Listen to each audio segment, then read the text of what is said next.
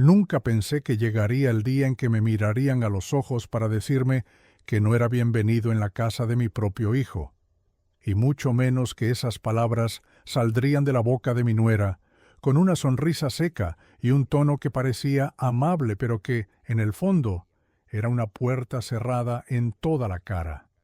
Me quedé parado en el umbral, con el sol de la tarde dándome en la espalda, sintiendo cómo se me apretaba el pecho. Ella no lo sabía, pero cada sílaba que pronunciaba iba marcando algo dentro de mí que ya no tendría vuelta atrás. Escucha bien esta historia hasta el final y dime qué harías tú en mi lugar. Y cuéntame también desde qué ciudad me estás escuchando, porque te aseguro que lo que voy a contarte podría pasar en cualquier rincón donde la familia y el respeto deberían ser sagrados. Yo nací y me crié en un pueblo chico, de esos donde todos se conocen y donde las campanas de la iglesia marcan no solo la hora, sino el pulso de la vida misma. Fui el segundo de 5 hermanos, hijo de un carpintero y de una mujer que cocinaba como los ángeles. Desde muchacho aprendí a trabajar con las manos, primero ayudando a mi padre en el taller, luego como peón de albañil, hasta que a los 20 años me puse por mi cuenta. No teníamos mucho, pero la vida nos alcanzaba para comer bien, vestirnos dignamente y darnos algún gusto en las fiestas patronales, cuando el pueblo entero se llenaba de luces, música y olor a buñuelos recién fritos. Cuando conocí a Teresa, mi difunta esposa, trabajaba en la ampliación de la escuela primaria. Ella era maestra suplente y tenía una risa que podía escucharse desde el otro lado de la plaza. Nos casamos al año, sin lujos, con una misa sencilla y un almuerzo en el salón de la parroquia, donde no faltó el locro, el vino tinto y el acordeón de don Basilio, que nos hizo bailar hasta que se apagaron las luces. Poco después nació nuestro único hijo, Daniel. Desde el primer día juré que haría todo lo posible para que nunca le faltara nada, que iba a darle lo que yo no tuve: estudios, comodidades y la oportunidad de elegir su propio camino. Fue por él que empecé a trabajar de sol a sol, de lunes a sábado en las obras, los domingos haciendo muebles por encargo o arreglando techos en las casas del barrio. Había días en que las manos se me partían del frío en invierno o me ardían del sol en verano, pero nunca me quejaba. Cada peso que entraba a casa tenía destino fijo: pagar el terreno, levantar paredes, comprar materiales. Nuestra casa creció ladrillo a ladrillo, con mis manos y con la ayuda de algunos vecinos. Recuerdo que los primeros muebles del comedor los fabriqué yo mismo con madera de eucalipto, que me regaló un amigo del aserradero. Daniel creció viendo todo ese esfuerzo. Cuando tenía 8 años me alcanzaba clavos o me sostenía la escalera mientras yo pintaba. Teresa, con su paciencia de maestra, se encargaba de que él estudiara y de que no olvidara agradecer por todo lo que tenía. «Un día esta casa será tuya», le decía yo, medio en broma, medio en serio, mientras él jugaba en el patio. Lo decía con orgullo, pensando que algún día él continuaría cuidando lo que tanto nos había costado construir. Pasaron los años y gracias a becas y a que yo aceptaba cualquier trabajo extra que saliera, Daniel terminó la universidad en la capital. El día que se recibió de contador, viajamos con Teresa para verlo con toga y diploma en mano. Fue uno de los momentos más felices de mi vida. Lloré como un chico cuando me abrazó y me dijo: «Gracias, papá. Sin vos no estaría aquí». Yo no lo sabía entonces, pero esa frase sería la última de ese tipo que escucharía de su boca. Daniel se quedó a vivir en la capital. Al principio venía seguido, sobre todo para las fiestas. Cuando conoció a Laura, su futura esposa, me la presentó en una de esas visitas. Era una mujer de modales refinados, de familia bien, como decía Teresa. No me cayó mal al principio, aunque tenía esa forma de hablar que te hace sentir que mide cada palabra antes de decirla, como si todo fuera una entrevista. Se casaron al año, una boda elegante en un salón de la ciudad. Yo fui con traje prestado, porque no me gusta gastar en ropa que no voy a usar más de una vez. Teresa falleció 3 años después de esa boda. Un cáncer rápido, implacable, que me dejó solo en la casa que habíamos construido juntos.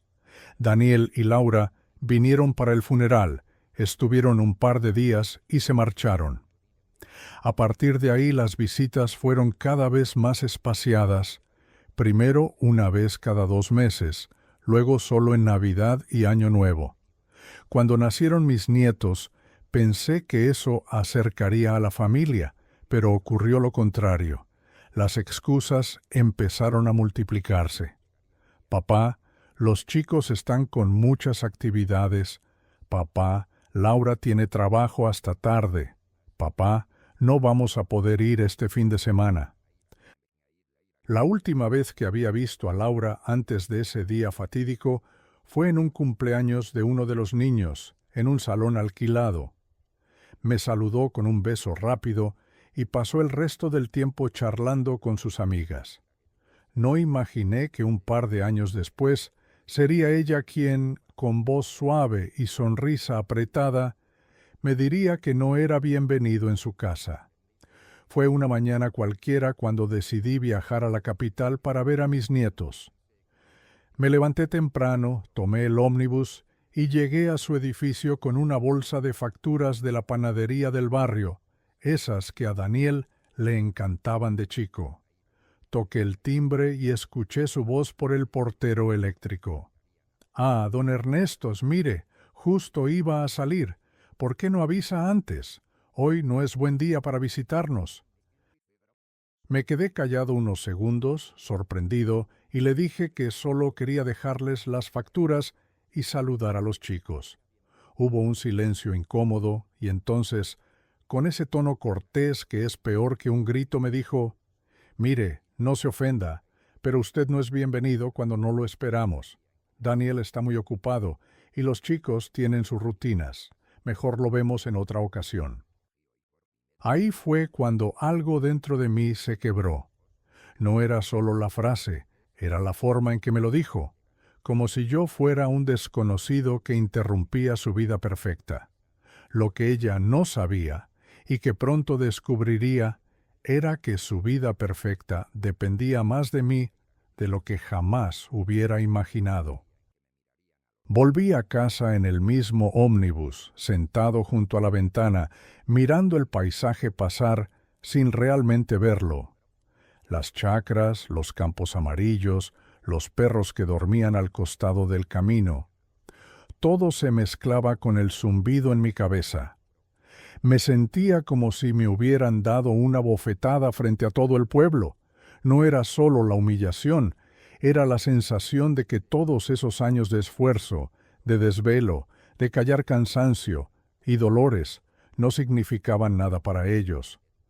Llegué a mi barrio y caminé despacio hasta mi casa, con la bolsa de facturas aún en la mano, frías y aplastadas.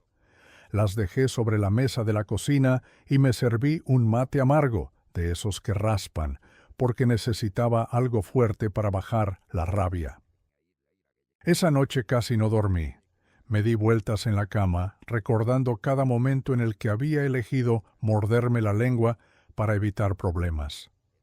Las veces que acepté excusas para no ver a mis nietos, las llamadas que nunca devolvieron, los cumpleaños a los que no fui invitado, siempre pensando, bueno, son jóvenes, tienen sus vidas, no quiero ser una carga.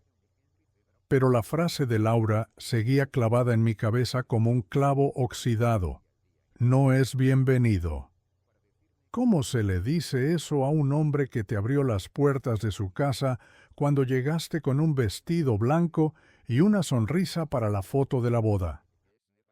Mientras tomaba mate, mis ojos se detuvieron en un cajón del aparador, uno que casi nunca abría. Ahí guardaba algunos papeles importantes, boletas, fotos viejas, un rosario que era de mi madre y unas carpetas con documentación que pocas personas conocían. No lo hice con intención de espiar mi propio pasado, pero al abrirlas sentí como si me encontrara con un viejo amigo que había estado esperando el momento justo para aparecer. Hace más de 15 años, cuando todavía trabajaba en una obra grande en la capital, un amigo de la infancia me presentó a un grupo de empresarios que buscaban socios para levantar una fábrica de muebles. Ellos ponían el conocimiento técnico y la gestión, pero necesitaban capital para iniciar. No te voy a mentir, no fue una decisión fácil. Invertí casi todos mis ahorros de aquel entonces, lo que había juntado durante décadas. Teresa me apoyó, aunque me advirtió que no le contara a demasiada gente, ni siquiera a Daniel, hasta que las cosas estuvieran firmes. A veces es mejor que no sepan, así no se meten, me decía, y tenía razón. La fábrica creció más rápido de lo que imaginábamos. En 5 años ya teníamos contratos con hoteles, oficinas y hasta exportábamos algunas piezas. Yo nunca quise figurar, preferí seguir en mi pueblo, cobrando mis dividendos y dedicándome a mi trabajo de siempre. La empresa quedó a nombre de una sociedad anónima y mi participación se mantuvo en silencio. A nadie le importaba quién era el dueño de ese porcentaje mientras los cheques llegaran a tiempo. Lo curioso es que, hace unos años, esa misma fábrica firmó un contrato con una cadena de tiendas de decoración muy conocida en la capital, y fue ahí, en esas tiendas, donde empezó a trabajar Laura, mi nuera, como gerente administrativa. Yo lo supe porque un socio me lo comentó en una reunión. Mira qué casualidad, Ernesto, creo que tu nuera trabaja con nosotros, en la sucursal del centro. Habla bien de la empresa. Me lo dijo con naturalidad, sin saber que acababa de darme un dato que, de pronto, esa noche en mi cocina, cobró un significado enorme. La ironía era tan grande que casi me reí. Esa mujer que me había cerrado la puerta en la cara, que me dijo que no era bienvenido, recibía su sueldo gracias a una empresa de la que yo era uno de los principales dueños. No por casualidad ni por herencia, sino porque me lo había ganado con mis manos, con mi sudor, con decisiones que nadie imaginaba que un simple albañil y carpintero pudiera tomar. Me quedé un largo rato sentado, mirando esos papeles y pensando qué hacer. La parte de mí que había sido criada para evitar conflictos me decía que lo dejara pasar, que no valía la pena rebajarme. Pero otra voz, más firme y más vieja, la voz de todos los años en que aguanté faltas de respeto, me decía que esta vez no iba a quedarme callado. Esa voz me recordó que la dignidad es como la madera buena. Si la cuidas, dura toda la vida. Si la dejas a la intemperie, se pudre sin remedio. Al amanecer, ya tenía decidido el primer paso. No iba a buscar venganza inmediata ni espectáculo. Quería algo que dejara claro, de una vez por todas, que no soy un hombre al que se le puede hablar como a un mendigo en la puerta, y para eso iba a usar las mismas armas que ellos nunca imaginaron que yo tenía. Ese mismo lunes, después de desayunar, me puse la camisa blanca que guardo para las ocasiones serias. Me peiné con cuidado y caminé hasta la terminal para tomar el primer ómnibus a la capital. No le avisé a nadie que iba, ni siquiera a mi hermana Rosa, que vive allí. No quería que nadie intentara disuadirme. Durante el viaje, el ruido del motor y el vaivén del colectivo me ayudaron a ordenar en la cabeza cada palabra que iba a decir. No improvisaría nada.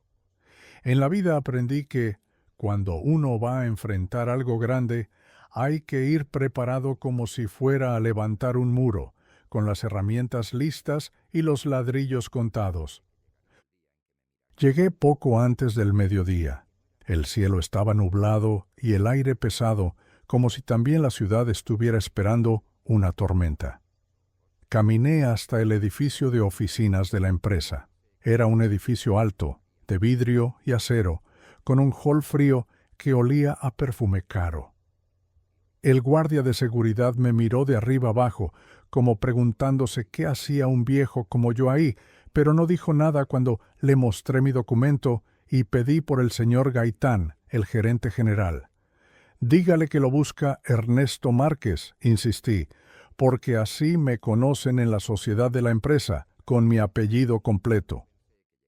El guardia llamó por teléfono y, para mi sorpresa, apenas colgó, me indicó que subiera. Piso 12, oficina principal, lo están esperando. Dijo con un respeto que pocas veces me han mostrado en un edificio así. El ascensor subía despacio y yo podía verme reflejado en las paredes espejadas, un hombre de 73 años, con arrugas profundas, manos gastadas y una mirada que había visto mucho más de lo que la gente cree. Gaitán me recibió con un apretón de manos firme y una sonrisa sincera. Nos conocíamos desde hacía años, aunque nos veíamos poco. «Ernesto, qué sorpresa. ¿Qué te trae por acá?», preguntó mientras me ofrecía asiento. No di rodeos. Le conté que tenía un asunto personal, pero que cruzaba directamente con la empresa. Le expliqué quién era Laura, mi nuera, y lo que había pasado la semana anterior. No omití detalles, porque la verdad, cuando es limpia, no necesita adornos. Gaitán me escuchó en silencio, sin interrumpirme, y al final asintió despacio. «Entiendo», dijo entrelazando los dedos sobre el escritorio, «y supongo que querés que actúe». «Quiero que sepa», respondí, «que no estoy aquí por despecho. No me importa perder contacto con una persona que me trata como si no valiera nada. Pero lo que no voy a tolerar es que me falten el respeto sin saber con quién están hablando. Y Laura necesita aprender que uno puede ser viejo y humilde, pero no por eso está desprotegido». Gaitán respiró hondo. «En ese caso, las reglas de la empresa son claras. Cualquier socio con tu porcentaje puede tomar decisiones sobre el personal de nivel gerencial. Si me das la orden, puedo proceder hoy mismo». Me lo dijo sin dramatismo, como quien menciona una política interna, pero yo sabía que en ese momento estaba poniendo en mis manos una llave muy pesada. No respondí de inmediato. Me quedé mirando por la ventana, hacia la ciudad gris, pensando en todas las veces que había dejado pasar ofensas para no hacer olas.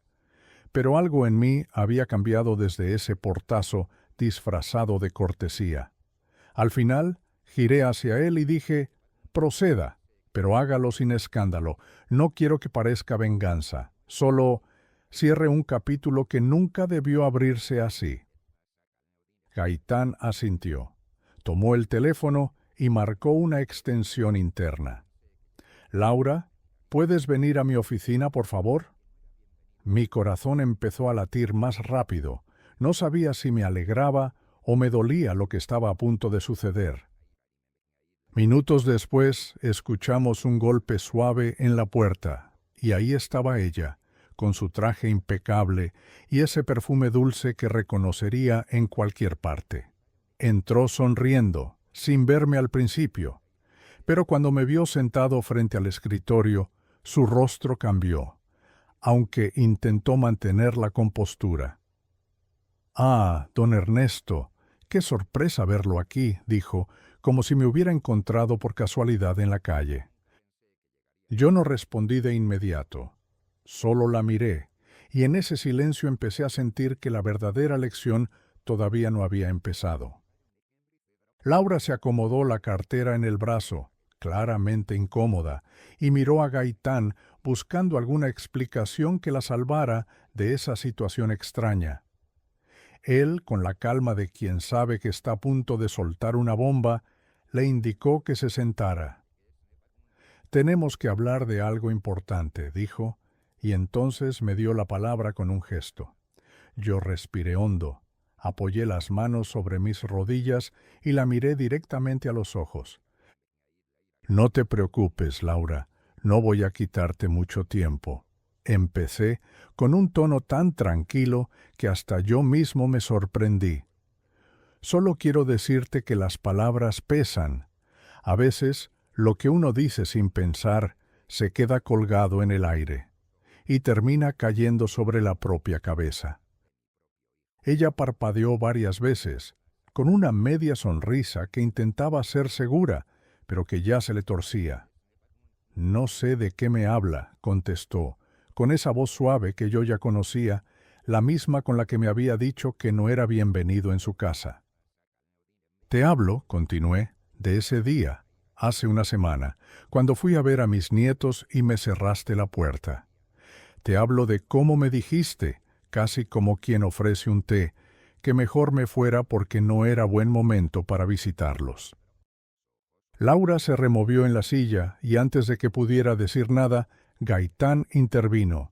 Laura, quizá no sabías que don Ernesto es uno de los principales socios de esta empresa y que, como tal, puede tomar decisiones sobre el personal gerencial. Fue como si le hubieran quitado el aire. Me miró incrédula, abriendo y cerrando la boca sin emitir sonido. Yo aproveché ese instante. Yo no vine aquí para humillarte, dije, apoyando los codos en la mesa.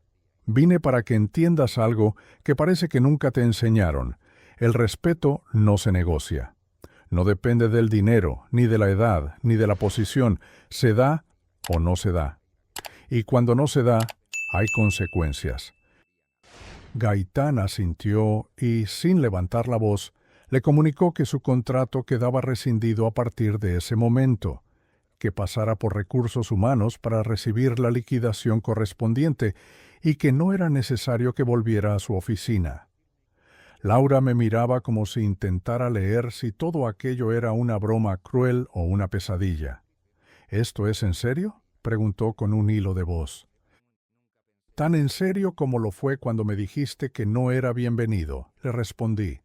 Y entonces sentí algo extraño, no satisfacción, sino una calma fría, como quien termina de cerrar la puerta de un cuarto que llevaba años oliendo a humedad. Se levantó sin decir más, recogió su cartera y salió de la oficina con pasos rápidos, casi tropezando.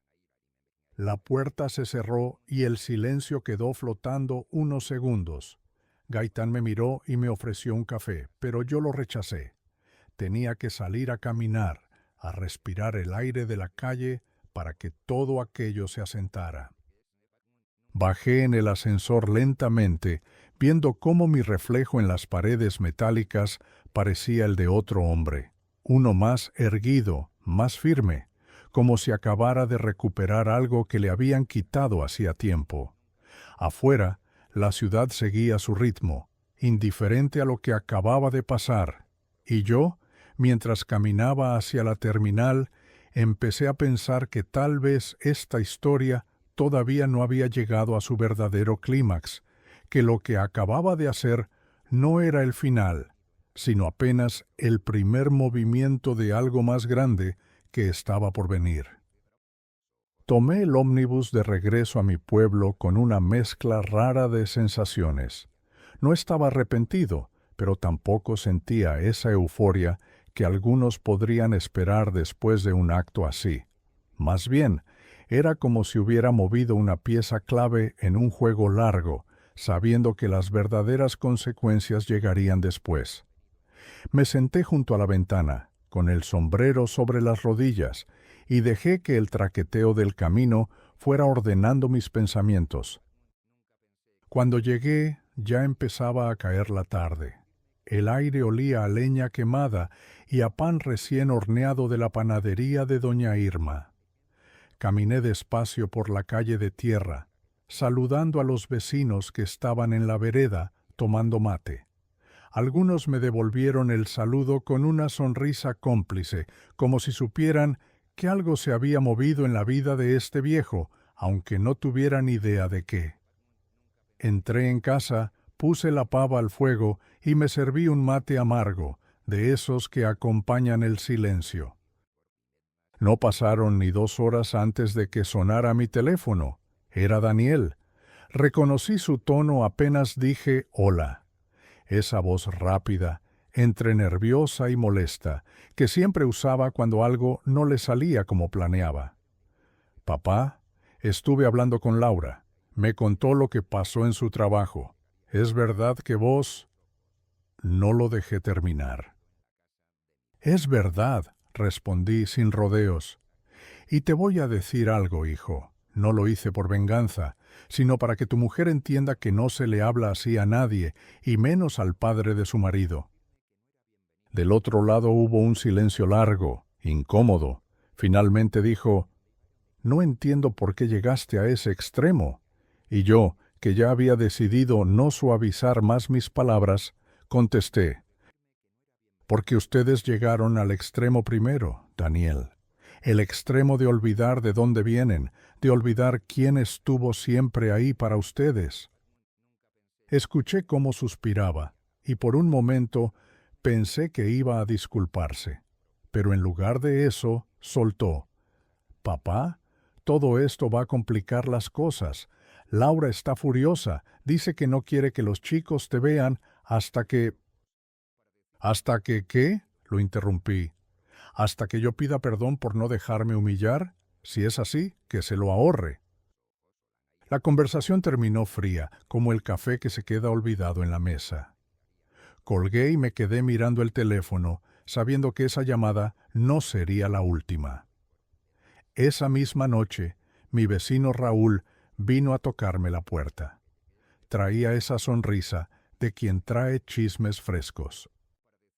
«Che, Ernesto, ¿vos sabías que Laura ya no está trabajando en la tienda esa de decoración?», preguntó, haciéndose el inocente.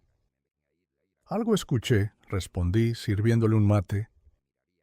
«Pues dicen que en el pueblo grande todos comentan que la echaron por orden directa de alguien importante de la empresa. Y claro, todos andan preguntándose quién puede tener tanto peso para hacer algo así». No dije nada, solo me encogí de hombros. Raúl me miró con picardía, pero no insistió. Nos quedamos charlando de fútbol y del clima, pero yo sabía que, de boca en boca, la noticia se iría esparciendo y tarde o temprano llegaría a oídos de quienes tenían que escucharla. Esa noche, mientras me acostaba, sentí algo que hacía años no sentía. Control, no sobre la vida entera, porque a esta edad uno sabe que el destino siempre guarda sorpresas, pero sí sobre mi lugar en la historia. Ya no era un viejo que aceptaba las migajas de atención de su familia. Era un hombre que podía poner límites y defender su dignidad. Y lo más curioso era que, por primera vez en mucho tiempo, me preguntaba qué otra cosa podría hacer con ese poder recién recuperado. Los días siguientes fueron un desfile silencioso de señales de que la piedra que había lanzado estaba haciendo olas mucho más grandes de lo que imaginaba. No pasó una semana antes de que me llegaran, por distintas bocas, los ecos de las conversaciones en la capital. Un antiguo compañero de obra que ahora trabajaba en logística de la fábrica me llamó para decirme: «Che, Ernesto, acá todos andan hablando de vos. No con tu nombre, claro, pero saben que hubo mano fuerte desde arriba para sacar a una gerente. Y dicen que ese alguien es del interior y tiene más acciones de las que pensaban». Me lo decía con tono de admiración, como si de pronto mi figura se hubiera agrandado sin que yo moviera un dedo. Por mi parte, seguía con mi rutina en el pueblo: levantarme temprano, caminar hasta la plaza, saludar a doña Irma en la panadería y tomar mate en el banco de madera que hay bajo el jacarandá. Pero por dentro sentía que algo se estaba acomodando, como si por fin me estuviera sacando una espina que llevaba años clavada, una que ni yo mismo había querido reconocer. Una tarde, mientras lijaba una tabla en mi pequeño taller, escuché el ruido de un auto que se detenía frente a mi casa. Al asomarme, vi a Daniel bajando del asiento del conductor. Venía solo, sin Laura, y con ese andar inseguro de quien no sabe si va a ser bien recibido. Me limpié las manos con un trapo y salí al portón. «Hola, papá», dijo, evitando mi mirada. «Hola, hijo», respondí, sin abrirle de inmediato.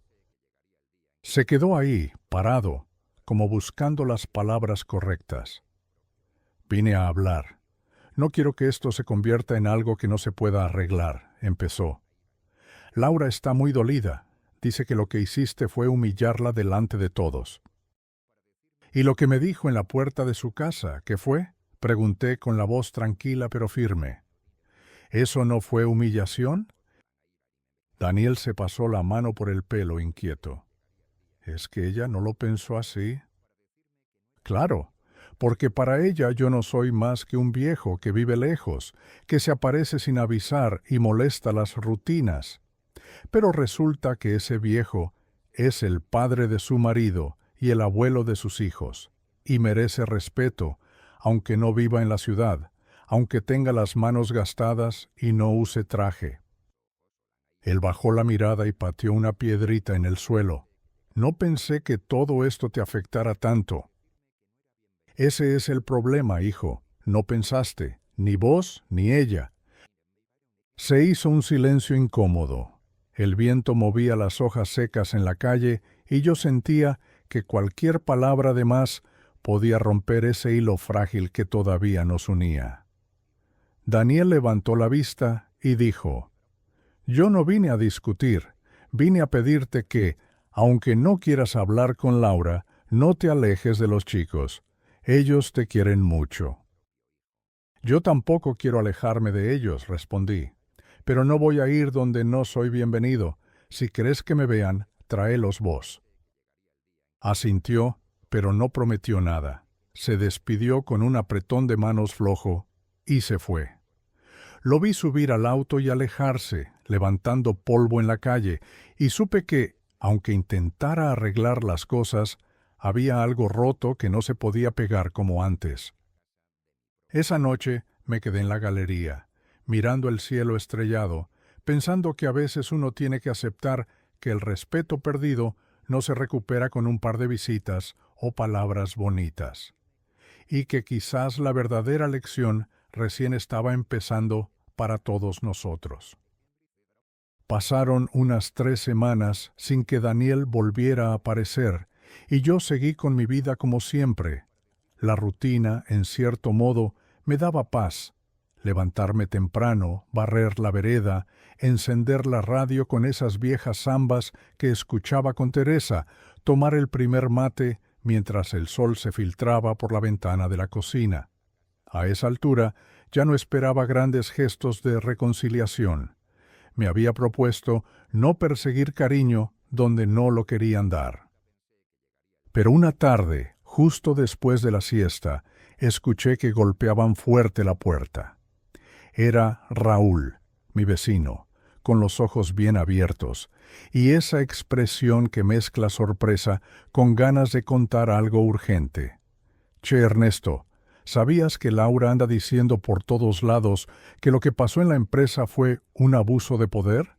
Que vos usaste tu posición para arruinarle la vida». Me lo soltó como quien deja caer una piedra al agua y espera ver las ondas. Le agradecí la información y no dije nada más. Adentro me hervía la sangre, no porque me importara lo que dijeran de mí en voz baja. A mi edad uno aprende a vivir con las habladurías, sino porque me confirmaba que ella no había entendido nada. No era cuestión de dinero ni de influencias, era una cuestión de respeto. Y la falta de respeto no se tapa con excusas, se corrige o se paga. Esa misma noche recibí una llamada que no esperaba. Era Gaitán. Me dijo que desde que Laura se había ido, varios empleados habían comentado cosas que dejaban en evidencia que su manera de tratar a la gente no había cambiado solo conmigo, que había tenido problemas con otros compañeros, que hablaba con altanería y que incluso habían perdido clientes por su tono condescendiente. En cierto modo, Ernesto, lo que hiciste fue un favor a la empresa, me dijo. Colgué y me quedé pensando. La vida tiene maneras extrañas de revelar lo que se esconde detrás de una fachada. Siempre creí que el carácter de una persona se mide cuando nadie la está mirando. Y Laura, por lo visto, era igual de fría y cortante en el trabajo que conmigo en la puerta de su casa. Al día siguiente, mientras trabajaba en el taller, se presentó una camioneta blanca frente a mi casa. No conocía el vehículo, pero al abrir la puerta me encontré con algo que me encogió el corazón. Eran mis nietos. Venían solos, acompañados por una chica joven que, según me dijeron, era la hija de una amiga de Laura y que había aceptado traerlos para pasar la tarde. El mayor me abrazó tan fuerte que casi me tira al suelo. «Abuelo, te extrañamos mucho», me dijo el más chico con los ojos brillosos. «Mamá dice que estás enojado con nosotros, pero yo le dije que eso no es verdad». Los invité a pasar, y esa tarde la casa volvió a tener risas, olor a torta en el horno y ruido de pasos corriendo por el pasillo. Les preparé chocolate caliente y les conté historias de cuando su papá era niño, esas que siempre los hacen reír. Por un momento sentí que el tiempo no había pasado, que todo seguía igual. Pero cuando se fueron, al caer la noche, me quedé en la puerta viendo cómo la camioneta se alejaba, y me di cuenta de que esa visita, tan dulce como inesperada, iba a traer consecuencias. Laura no iba a quedarse de brazos cruzados sabiendo que los chicos habían venido a verme sin su permiso. Y algo me decía que lo que vendría después pondría a prueba no solo mi paciencia, sino también esa calma que tanto me había costado construir. No me equivoqué. A la mañana siguiente, mientras tomaba mate en la galería, sonó mi teléfono con el número de Daniel. Atendí sin apuro, pero antes de que pudiera saludar, ya estaba escuchando su voz cargada de enojo. «Papá, ¿qué te crees que haces recibiendo a los chicos sin avisarnos?», dijo, casi sin respirar. «Laura está furiosa. Dice que no tenés derecho a meterte en medio». Me quedé en silencio unos segundos, dejando que las palabras se acomodaran. «Daniel, los chicos vinieron porque quisieron. Yo no los fui a buscar, no los obligué. Los recibí porque son mi sangre y porque acá siempre van a tener un lugar». «¿No entendés?», respondió, con ese tono que usaba cuando intentaba darme lecciones. «Estamos tratando de poner límites claros». «Ah, claro», lo interrumpí. «Los límites son para mí, ¿no?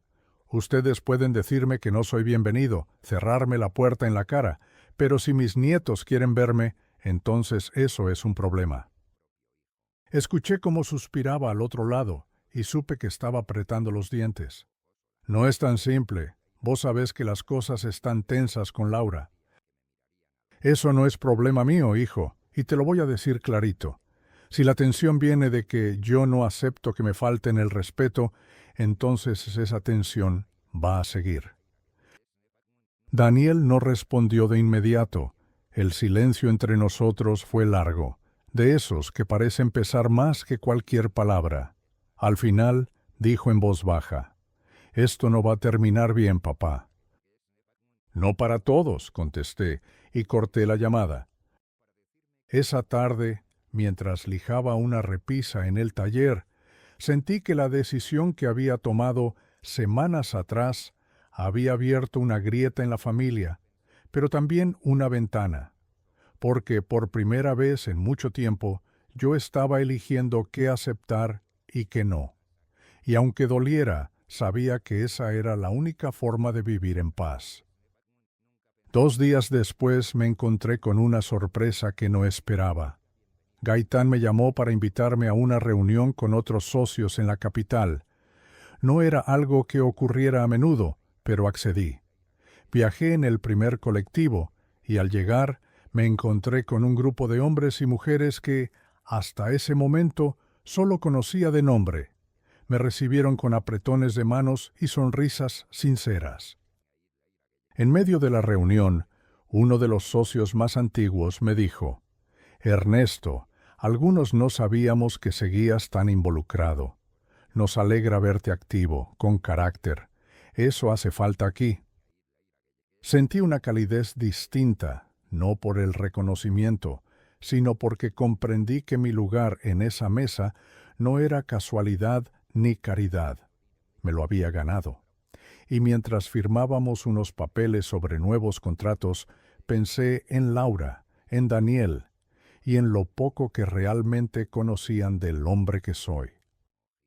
De regreso al pueblo, con el maletín apoyado en las piernas, entendí que tal vez mi historia no iba a terminar con una simple lección familiar. Tal vez lo que había empezado con un portazo en la cara iba a terminar abriéndome una puerta que llevaba años cerrada, una puerta hacia una vida en la que, por fin, yo decidía dónde y con quién quería estar. Esa nueva seguridad empezó a notarse incluso en las cosas más pequeñas.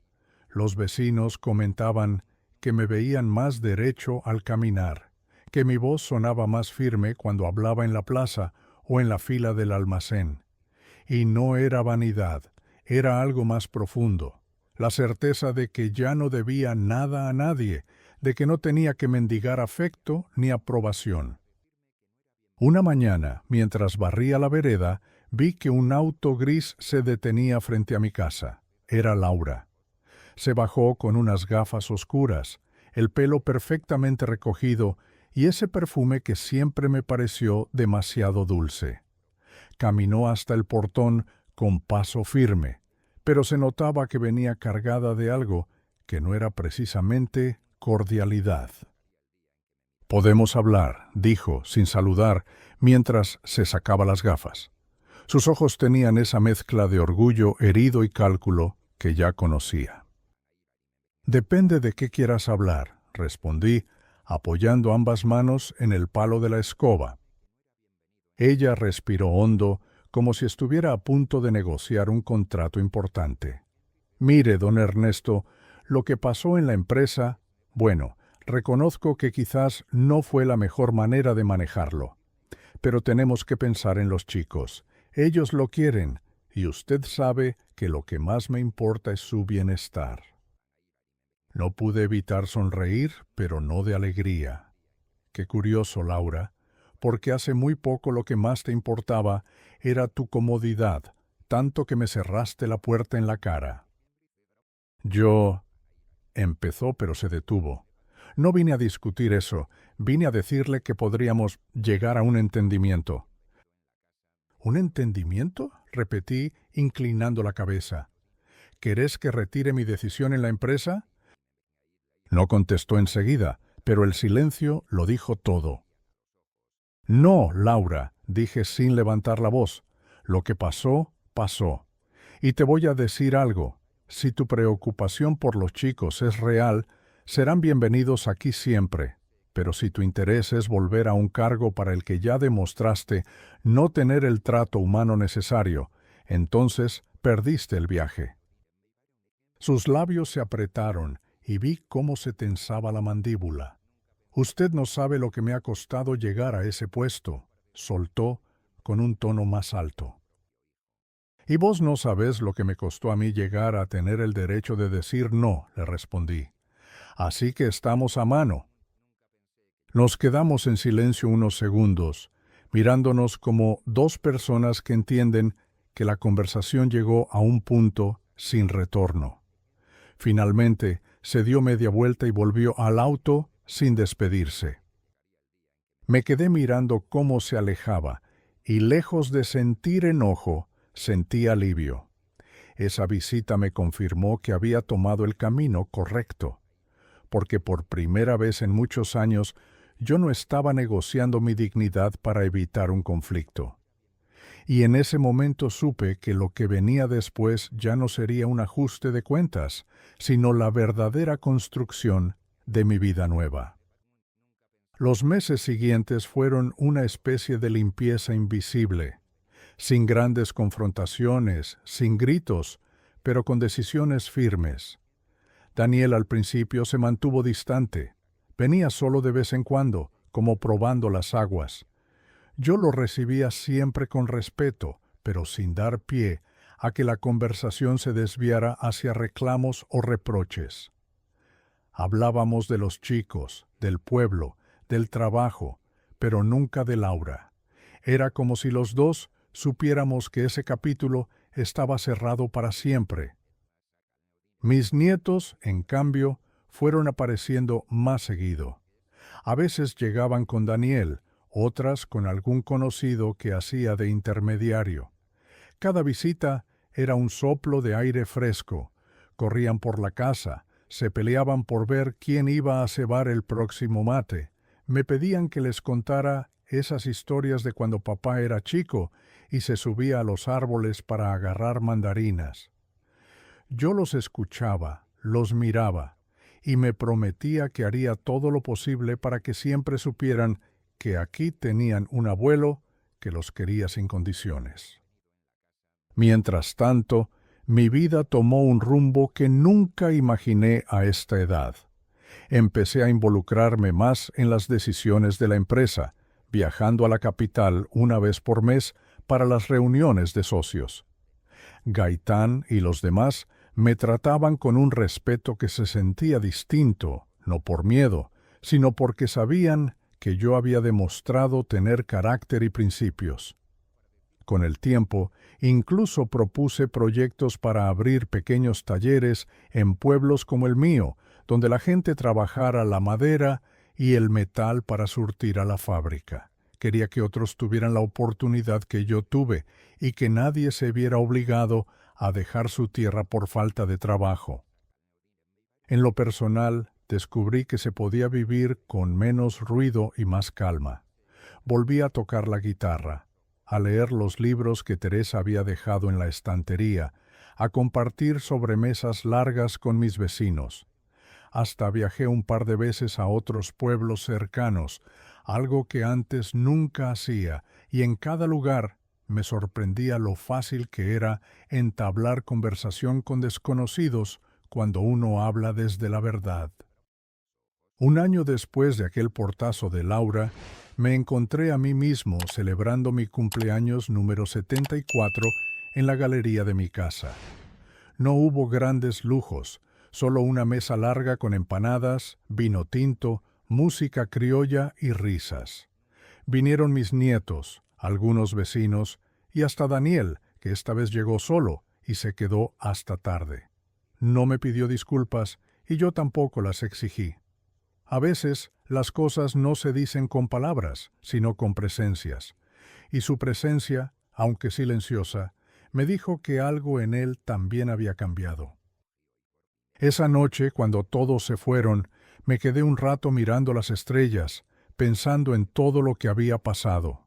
Recordé la humillación, la rabia, las decisiones duras y, sobre todo, el momento en que decidí que mi dignidad valía más que cualquier comodidad, y entendí que esa fue la verdadera herencia que me estaba dejando a mí mismo, el derecho a elegir cómo quiero que me traten y con quién quiero compartir mi tiempo.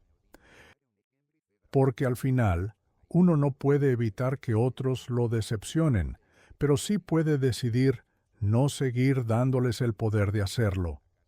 Y ese día, hace ya un año, en el umbral de la casa de mi hijo, cuando me dijeron que no era bienvenido, fue el día en que, sin saberlo, me abrieron la puerta más importante de todas, la que me devolvió mi valor propio. Y ahora que has llegado conmigo hasta el final de esta historia, quiero pedirte algo. Escríbeme en los comentarios desde qué ciudad me estás escuchando. Dale me gusta a este video y suscríbete si lo viste hasta el final. Así sabré que no caminé solo este camino y que hay más gente que, como yo, cree que la dignidad no se negocia.